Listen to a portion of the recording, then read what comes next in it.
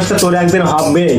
আর লিখা না থাকলে হবে না যে ওর অন্য জায়গায় বিয়ে হয়ে গেছে, ওর বিয়ে হয়ে যাইছে, এর জন্য কোনো টেনশন করিস নি। তোর ভাগ্যই ছিল না, কোনো নসিবই ছিল না, যদি থাকতো অবশ্যই তোর হইতো।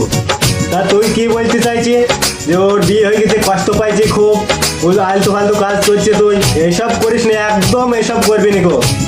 এইসব করে তোর জীবনটা তুই নিজে শেষ করছিস। ওপরওয়ালা ভালোবাসা দিয়েছে তোকে ঠিকই, কিন্তু তোর ভাগ্যই লিখিয়ে দিইনি গো।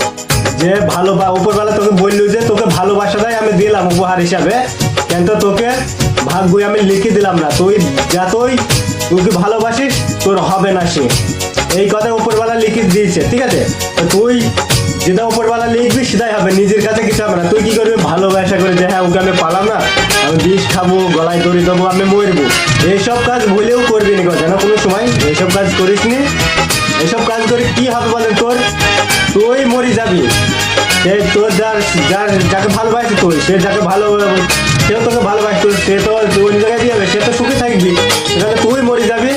মরে গেলে পরে কার লস হবে বল দিবি? তোর মা বাপের লস হবে। তোর মা বাপের কাছে তোর মা বাপ সারা বছর কাটবে যে আমার ছেলে মরে গেল, তোর মা দা তো সারা বছর কাটবে তোর জন্য, তাহলে তাদের চোখের পানি তোর ভালো লাগবে?